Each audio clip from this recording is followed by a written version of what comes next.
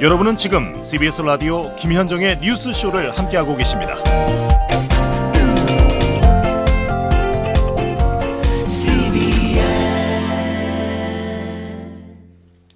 벌써 7월이 코앞에 왔네요.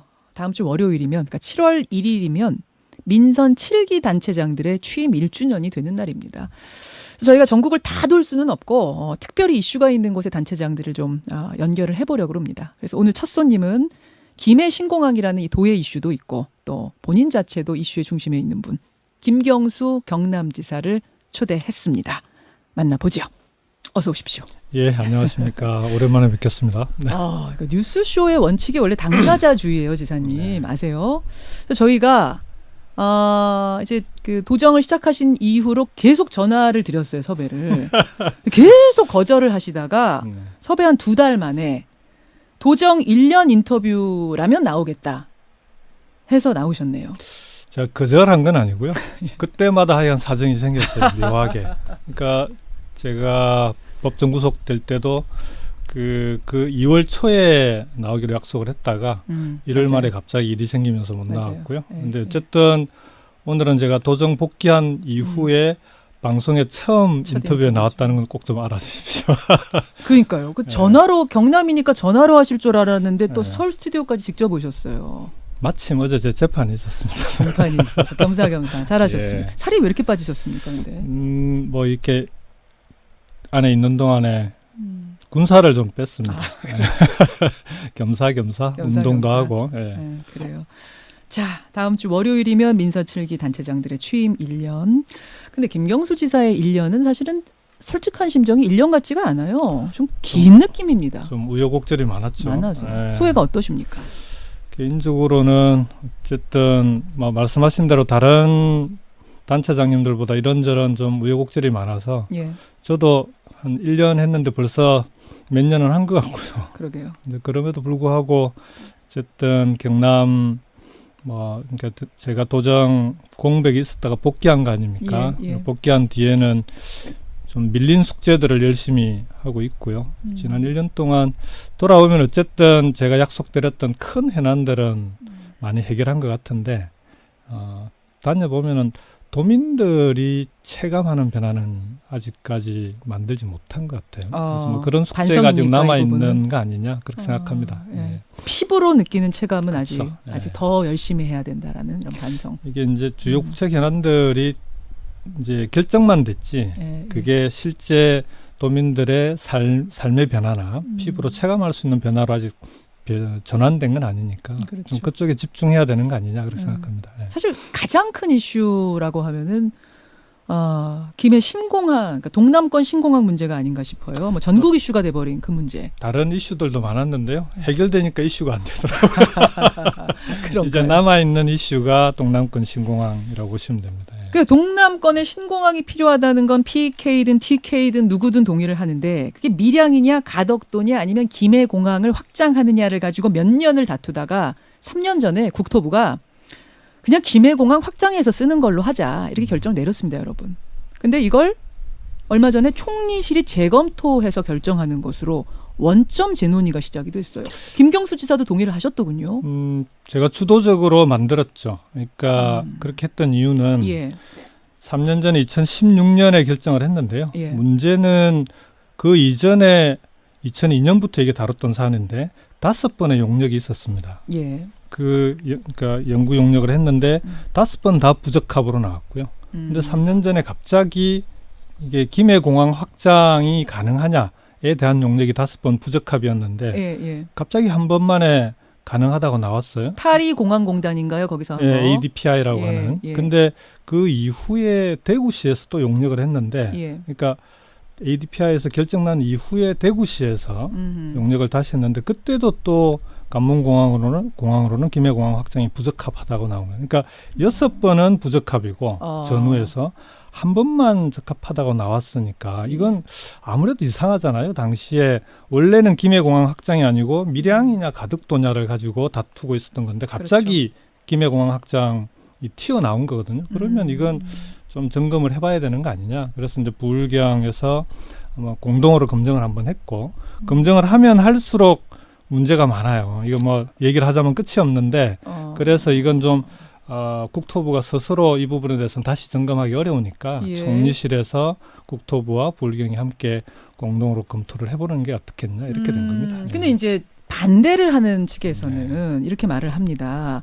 그렇게 논쟁을 하다가 결국 이번 한번 용역으로 정합시다 해가지고 한 거에서 이렇게 나왔고 김해신 공항 확장이 훨씬 낫겠다라는 게 나왔고 그래서 국토부도 그렇게 하자 해서 결정이 난 걸 다시 원점에서 재논의를 하면은 이거는 또 소모적인 논쟁이 계속되지 않겠는가. 게다가 총선을 앞두고 있기 때문에 정부에서 PK 후보들 힘 실어주려고 지금 이러는 거. 아니면 이게 지금 TK 대 PK의 대결 구도거든요. 하나씩 물어보시면 안 될까요? 오랜만에 방송 나오셔서 좀 헷갈리시긴 하시겠어요. 죄송합니다. 자 그러면 다 통하는 얘기긴 한데 이게 지금 힘 실어주려는 거 아니냐. 우선은 그 전에 이 지금 원래 김해공항 확장이 3년 전에 ADPI 용역 때는 비용이 얼마가 든다고 나왔냐고 하면은 4조 원 정도 든다고 나왔어요. 근데 지금은 얼마로 늘었냐고 하면은 7조 원 정도 됩니다. 7조. 국토부 기본 계획에 하면 중간에 KDI에서도 중간에 예타 용역을 할 때는 6조 원 정도 된다고 갑자기 확 늘었다가 지금 7조 원까지 늘었거든요. 근데 밀양이나 가덕도와 함께 검토할 때는 4조 원 정도밖에 안 들어서 경제성이 김해가 제일 높다는 이유도 되게 중요한 이유였는데 근데 지금 와서는 7조 원이면 가덕도 비용하고 거의 비슷해요. 근데 그런 상황에서 이 7조 원이나 드는 예산이 이만큼이나 드는 사업을 그렇게 한 번만의 결정으로 정말 이게 제대로 된 결정이냐 아니면 그 당시에 밀양과 가덕도를 놓고 TK와 PK가 워낙 갈등이 심하니까 뜨거웠죠. 정치적으로 내린 결정 아니냐는 검증하지 않을 수 없는 거 아니냐 봅니다. 그 부분은 저는 정부 차원에서도 한 번은 짚고 넘어가야 된다고 보고요. 그게 이번에 이제 총리실 검증을 통해서 한번 결론이 내려질 거다 이렇게 보고 뭐 총선 말씀을 하셨는데 총선으로 놓고 보자면 가덕도는 부산시만 당시에 주장을 했고요. 경남과 울산은 밀양을 주장을 했었습니다. 그다음 지금도 울산은 가덕도 얘기가 나오면 조금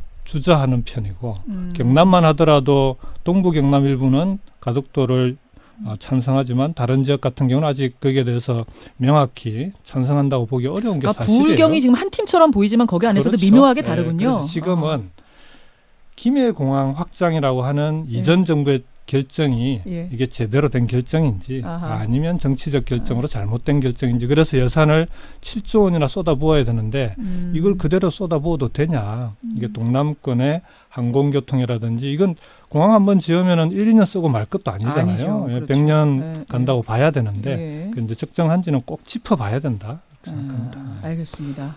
그래서 결론은 언제쯤 납니까 이게?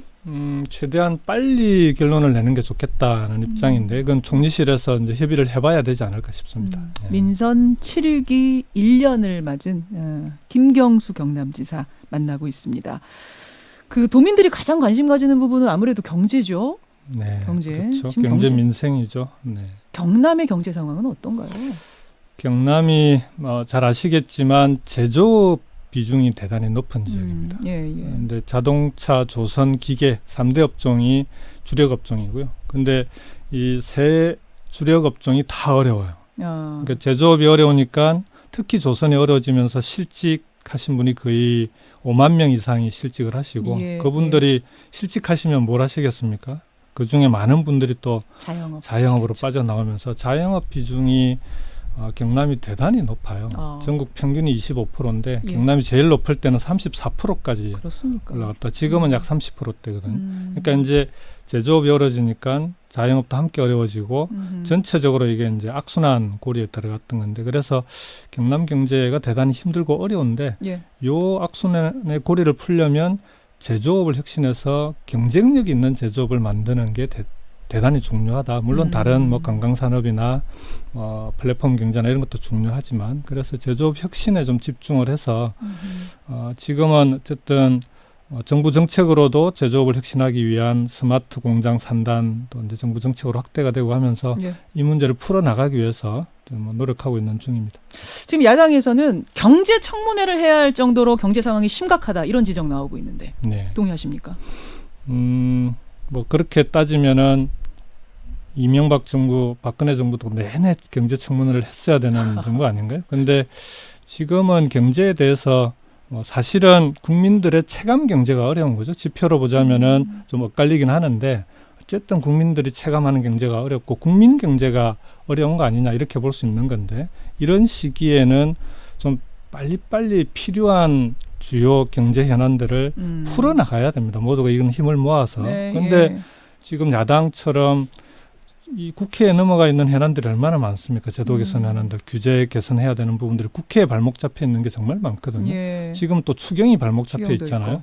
이런 시기에 발목 잡고서 경제청문회를 하자. 이렇게 하면 국민들이 진정성을 받아들이기 어려운 거 아니냐. 그렇게 봅니다. 아니지, 뭐 중앙 정치 얘기가 나온 김에 중앙에서 정치를 하시다가 지금 이제 지역으로 가서 좀 멀찌감치서 여의도를 보고 계시잖아요. 중앙과 지역이라는 표현에 대해서도 별로 안 좋아하더라고요. 그래 뭐라고 해야 돼요? 저는 중앙에만 살아가지고 제가 좀 네, 멀찌감치서 좀 보고 있는 이 상황. 조금 달리 보이세요? 여의도 정치가 조금 이렇게 객관적으로 보이세요? 어떠세요? 근데 제가 뭐 여의도 정치를 경험을 안 했으면 또 좀 다른데 제가 이제 또 국회의원 생활 한 2년 정도 하다가 지금 이제 도지사 생활을 하고 있지 않습니까? 국회의원 생활을 할 때도 국회가 지금 이 구조대로라면 참 일하기 어렵다는 느낌을 많이 받았어요. 이 구조라 하면? 예를 들면 상임위에 제가 있던 상임위가 산자위인데 산업통상자원위원회인데 위원이 30명입니다. 근데 늘 전체 회의만 해요. 30명이 한꺼번에 모여서. 30명이 한 번에. 네, 그럼 무슨 문제가 생기나요? 외국의 의회들은 이렇게 하진 않고 주로 소위를 많이 열죠. 그러니까 주로 한 10명 내외 단위로 소위위원회를 열어서 좀 심도 있게 토론을 하는 그걸 통해서 뭐 대안도 만들고 이렇게 하는데 우리는 30명이 한꺼번에 회의를 하면 장관이랑 장차관이랑 산하기관장 한 50명 불러놓고 한 사람당 한 5분에서 7분 질의응답하는 겉핥기. 네, 그렇게 하면은 이제 아무래도 이 좀 선정적이고 이슈가 될 만한 것 중심으로 이제 질의하고 생산적인 대안을 토론하기 어려운 구조로 되어 있습니다. 그래서 저는 이런 국회가 좀 일하는 국회로 바뀌어야 되는 거 아니냐 이런 좀 생각을 많이 했었는데 쉽지가 않더라고요. 바꿔보려고 노력을 했는데 근데 이제 경남에 내려가서 보고 있으면 그걸 떠나서 지방 분권을 많이 이제 지방자치 실시 이후에 많이 확대한다고 해왔는데 지금의 지방 분권 수준으로는 지방이 독자적으로 자율적으로 좀 특성에 맞게 발전시키기가 쉽지 않은 구조다. 지방 분권이 해보니까 그러세요. 빨리 확대돼야 되는데 그 법도 국회에 넘어가 있습니다. 그렇군요. 빨리 일해야 된다 국회가. 빨리 정상화해야 된다. 아니 그 지난 의회하고 이번 의회하고 비교했을 때는 어떻게 뭐가 좀 달라졌어요? 더 나빠진 건 후퇴한 건 뭐예요? 아니고 저도 이제 20대 국회의원이었으니까 이번 국회 한 사람이 그러네요. 그럼 나가시기 전하고 지금하고 비교했을 때 지금은 아무래도 이제 뭐 총선이 가까워지고 뭐 이런 이유도 있겠지만 우리 때만 해도 그래도 국회는 가능한 좀 열어서 그 안에서 좀 싸우더라도 국회를 열어놓고 싸우는 편이었는데 지금 아예 국회가 안 열리니까 좀 답답한 점이 있죠. 국회의원 소환제 해야 된다는 소리까지 나오거든요. 원래 국회의원이셨던 분이니까 여쭙습니다. 그거 어떻게 생각하세요? 저는 뭐 주민 소환제의 대상은 구분 없이 해야 된다는 입장에 동의하고요. 앞으로 이런 직접 민주주의 제도는 확대되는 게 맞다고 생각합니다. 그 동물국회 막 열렸을 때 TV 보셨어요? 동물국회 막 그 난장판 벌어졌어요. 네, 지난번 어떠셨어요? 그거 보면서? 우선은 제가 국회의원을 그만둔 뒤에 벌어진 일이라 천만다행이라.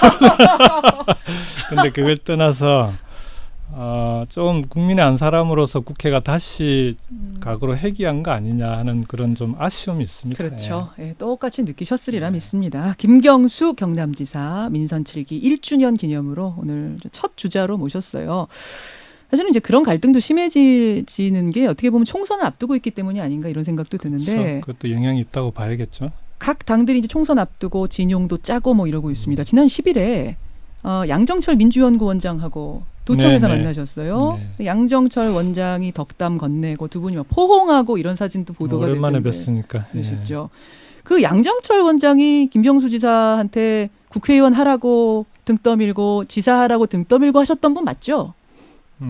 그 여러 주범 중에 한 명이죠. 원망은 안 하십니까? 저는 뭐 운명 같은 거라고 봅니다. 그러니까 제가 국회의원 출마하게 된 게 다른 지역이었으면 아마 끝까지 출마를 고사했을 텐데 대통령님 고향이 있는 지역구였고요. 그때 누구라도 그때는 나서서 그 지역에서 대통령 고향을 지켜야 한다 이런 생각이 아주 강했고 그게 이제 국회의원에 출마하게 된 그렇죠. 동기였고요. 그렇죠. 도지사 출마도 뭐 하여간 마지막까지 여러 가지 오죽하면 제가 박원순 시장님을 경남지사로 나와주십사고 부탁을 드렸겠습니까? 그랬는데 맞아요. 어쨌든 여러 가지 지역 상황이나 그 당시의 정치 상황상 출마하지 않을 수 없는 그런 상황이어서 또 이 주어지었을 때 그 책임을 또 마다하기는 좀 어렵습니다. 그래서 현재까지는 그렇게 흘러왔다고 생각합니다. 양정철 선배 뭐 혼자만의 책임은 아니라고 생각합니다. 지금 운명입니다 하셨지만 사실은 조금 네. 원망스러운 눈빛이 저는 읽히네요. 약간 촉촉해지시네요, 눈가가. 지금 사실 재판 중인 상태에서 두 분이 만났기 때문에 감정이 좀 묘하셨을 것 같아요. 양 원장이 짠하다 이런 표현 쓰셨던데. 그러니까 양정철 원장이 강하게 이제 도지사 출마를 권유를 했던 게 이제 본인 입장에서는 미안하다 이런 취지인데 저는 뭐 꼭 그렇게 생각할 건 아니다라고 생각하고요. 오히려 이제 당시 양정철 원장과는 민주연구원하고 우리 경남에는 이제 경남발전연구원, 지금 경남연구원으로 이름을 바꾸고 있는데 협약한 거 아닙니까? 저는 이런 게 좀 확대될 필요가 있다고 봅니다. 근데 그 협약이 사실은 이 협약을 위해서 양정철 원장이 방문을 한 거였고 지금 쭉 지자체를 돌고 있는 와중이었습니다만 거기에 대한 비판도 있어요. 왜 지자체장하고 당의 싱크탱크하고 만나서 막 악수도 하고 협약도 맺고 이거 뭐 비판하는 목소리 분명히 있거든요. 조금 전에 지방분권 말씀을 드렸잖아요. 이게 확대될 필요가 있다고 말씀드렸던 건 저는 경남발전연구원이 민주연구원뿐만 아니라 야당의 싱크탱크들하고도 협약을 맺는 게 맞다고 봅니다. 이 야당 출신 지자체장이 있는 곳에 가라.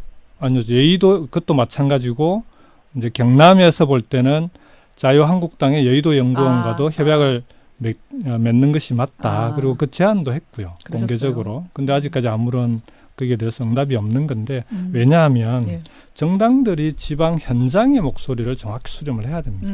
그다음에 현장에 맞춤형 정책이 나올 수 있으려면 지방자치단체, 지방정부와 관계를 강화시켜야 되는데 지금은 좀 멀어져 있어요. 아까 말씀하신 대로 여의도 국회가 여의도에 갇혀 있는 거죠. 저는 이거 빨리 탈피해야 된다. 그렇게 생각합니다. 그럼 지금 뭐 카메라 앞에 서신 김에 김세연 여의도 원고원장한테 한 말씀하세요.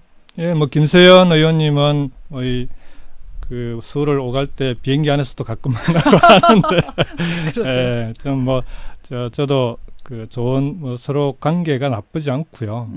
그래서 김세연 원장님이 실제로 뭐 다른 자유한국당 의원들을 비판을 하더라도 저는 지방분권의 강화 차원에서 그 다음에 자유한국당이 지방분권을 확실히 지지하는 정당임을 보여줄 수 있도록 각 그 지자체의 연구원들과 협약을 맺는데 좀 적극적으로 나서주고 그 첫 번째 대상으로 경남을 정해주시면 적극적으로 호응해드리겠습니다. 오케이. 김경수 경남지사. 오늘 뭐 도정 이야기를 쭉 지금까지 했습니다만 사실은 재판이 시작된 후에 첫 인터뷰이기 때문에 제가 재판 이야기를 잠깐 안 하고 갈 수는 없네요. 1심에서 실형 2년 법정 구속이 됐습니다. 그리고 지금 보석으로 일반 보석으로 석방이 돼서 2심 공판이 진행되고 있는 상황. 2심 선고는 언제쯤 납니까? 그건 뭐 재판부에서 재판 진행을 어떻게 하느냐에 달려 있는데 아무래도 지금 현재 좀 사건의 내용을 재판부에서 꼼꼼히 좀 들여다보는 다시 한번 하나하나 들여다보는 식으로 진행을 하고 계셔서 조금 시간이 걸릴 것 같습니다. 걸릴 것 같습니까? 올해 혹시 넘김 그렇게까지는 아니고. 예. 사실 이 일명 드루킹 사건은 결정적인 핵심 증거가 없죠. 그죠? 그래서 양측의 진술을 가지고 재판부가 어느 쪽에 더 신빙성을 높게 볼 것인가, 어느 쪽 손을 들어줄 것인가, 어느 쪽을 더 믿을 것인가, 이게 중요한데 1심에서는 드루킹 쪽 진술이 더 믿을만하다고 재판부가 판단을 한 겁니다. 2심은 어떻게 지금 돼가고 있습니까? 어떻게 될 거 예상하세요? 그러니까 재판과 관련된 얘기를 공개적으로 제가 자세하게 하기는 좀 어려울 것 같고요. 아무래도 좀 조심스럽죠. 그러니까 재판과 관련된 사건과 관련된 얘기는 법정에 가서 다투는 게 맞다고 보고요. 다만 이제 1심에서 아쉬운 건 특검법이 1심을 4개월 만에 끝내게끔 법에 그렇게 정해져 예, 있습니다. 예. 그래서 그 4개월 꼭 지키지는 못했지만 그러다 보니까 아무래도 서둘러서 재판이 좀 진행된 측면이 있고 그래서 충분히 준비해서 특검은 이제 조사를 다 했는데 저희들은 충분히 그에 맞게 준비해서 재판을 임하지 못했던 측면이 좀 있어서 그 부분이 좀 아쉽고요. 2심에서는 뭐 그런 일이 생기지 않도록 최선을 다해서 법정에서 재판에 임하려고 합니다. 뭐 하나마나한 질문일 수도 있겠습니다만 무죄를 확신하십니까? 그러니까 무죄냐 유죄냐는 재판부가 물론 정하리라고 결정할 생각하고요. 문제지만. 저는 이제 제가 그 특검을 처음부터 제가 도입하자라고 주장했던 사람입니다. 예, 이 사건에 대해서는. 그래서 그런 이 진실이 무엇인지에 대해서는 그동안 제가 이 사건에 어떻게 임해왔는지를 보시면 국민들께서 판단하실 거라고 생각합니다. 도정을 하기는 괜찮으세요? 근데 이렇게 재판하시면서? 그러니까 1심 때는 정말 저는 이제 도정에 전념하고 재판은 변호인들에게 맡겼는데. 그러셨어요? 지금 2심은 아무래도 이제 제가 도정 공백기에도 우리 부지사 두 분 중심으로 도정이 잘 운영이 돼 왔고 네, 그래서 저는 나온 뒤에 제가 없는 동안에 좀 중단되거나 지지부진하거나 밀렸던 주요 현안들 중심으로 도정을 챙기고 좀 도정을 크게 운영하고 주요 과제들 중심으로 챙기고 그리고 우리 부지사들께서 꼼꼼하게 세부적인 걸 챙기면서 오히려 도정은 제가 들어가기 전보다는 훨씬 체계 있게 운영이 되는 것 같습니다. 그럼에도 불구하고 도민들에게는 죄송한 마음, 송구한 마음이 있으실. 뭐 여러 번 밝혔는데요. 제가 이제 77일간의 도정 공백이 있었는데 복귀하면서 본의 아니게 도정 공백을 초래한 데 대해서는 도민들께 송구하다는 말씀을 여러 차례 드렸고요. 그 부분은 지금도 어쨌든 도민들께서 일단 불안하시잖아요. 그러니까 도정 공백이 있고 재판이 있으니까 그런 점에 대해서는 좀 송구하다는 말씀을 또 이번 이 자리를 빌려서도 다시 한번 전합니다. 네. 아까 제가 등 떠민 사람 원망 안 합니까? 라고 질문 드렸더니 네. 운명이라고 답하셨잖아요. 그러니까 원망을 살짝 하기는 하시는 거지만 운명으로 받아들이겠다. 그러니까 원망의 문제를 떠나서요. 또 이제 직접 도정을 맡고 보니까 실제로 지방 정부들이 중요합니다. 그 다음에 우리가 처음 정치를 출마하느냐 안 하느냐를 떠나서 정치를 시작했던 제일 큰 이유가 그래도 어쨌든 사회와 세상을 조금이라도 바꿔보자는 거 아닙니까? 우리 아이들한테는 지금 우리가 고민하는 이런 고민들은 좀 안 물려줄 수 있어야 되지 않겠습니까? 그래서 그런 점에서도 아까 말씀하신 대로 정부가 할 일이 있고 중앙행정부가 할 일이 있고 또 지방정부가 호흡을 맞춰서 현장에 맞춤형으로 해야 될 일이 있는데 그런 점에서 대단히 중요하다고 생각합니다. 그러면 이제 운명이다란 말은 원망은 안 한다는 말로 지금 이제 읽히고. 전 지나가면 뒷일은 잘 안 돌아보는 편입니다. 제가 왜 그 질문을 드렸냐면 처음에 이제 그 정치 입문할 때 대통령의 고향이기 때문에 차마 내가 끝까지 거절할 수 없었다라고 말씀하셨어요. 하필이면 지난 23일 노 전 대통령 10주기였을 때 추도식 못 가셨죠. 네, 그날 재판이 공판이 있었습니다. 있었어요. 예. 예. 그래서 그때 심정은 좀 어떠셨을까? 갑자기 그 질문도 좀 드리고 싶네요. 올해가 이제 꼭 10년째 10주기 되는 해인데 많이 좀 안타까운 상황이었죠. 그렇지만 돌아가신 노무현 대통령님도 그렇고 저를 지지하시는 분들도 그렇고 추도식 참석도 중요하지만 2심 공판을 통해서 좀 좋은 결과를 얻는 것이 제가 또 대통령님께 대한 도리다라고 생각을 했기 때문에 어쨌든 그때 탈상 얘기를 제가 페북에 올렸었는데요. 10년 됐으니 이제는 좀 탈상할 때가 됐다라고 생각을 했는데 그 탈상은 이번 재판에서 좋은 결과를 얻은 다음에 좀 뒤로 미뤄서 대통령께 따로 인사를 드리겠다 그렇게 말씀을 드렸습니다. 김경수 지사와 오늘 민선 7기 1주년 인터뷰를 나눠봤습니다. 지금 뭐 문자가 엄청나게 들어오고 있는데 아까 뭐 도민들께는 말씀을 하셨고 지금 전국에 듣고 계시는 우리 청취자들께 한 말씀 하시죠. CBS 청취자들께는 제가 이 프로그램에 몇 번 약속을 했는데 지키지 못한 데 대해서 저희가 먼저 양해를 구하고요. 체이고 그랬어요. 체인 건 아니고 어쨌든 뭐 그동안 많이 지지해 주신 분들께는 감사드리고 앞으로도 좀 정치가 이제 여의도 정치만 있는 게 아니라 지방 정부들이 해 나가는 좀 국민들에게 희망을 주는, 그리고 지금 어려운 현실을 이제는 좀 체감하는 변화로 정치도 함께 바뀔 수 있다라고 하는 그런 기대를 줄 수 있는 그런 정치 꼭 해나가도록 노력하겠습니다. 예, 오늘 여기까지 말씀을 듣겠습니다. 경남 오늘 뭐 도정을 위해서 나오신 거니까 무엇보다도 경남 도민들을 위한 훌륭한 도정 부탁드리겠습니다. 알겠습니다. 고맙습니다. 고맙습니다. 김경수 경남지사였습니다. 김현정의 뉴스쇼는 청취자 여러분의 참여로 이루어집니다. 트위터, 페이스북, 레인보우 게시판, 그리고 단문 50원, 장문 100원의 유료 문자 샵 1212, 우물정 1212 통해 참여하실 수 있습니다. 김현정의 뉴스쇼, 여러분과 함께 만듭니다.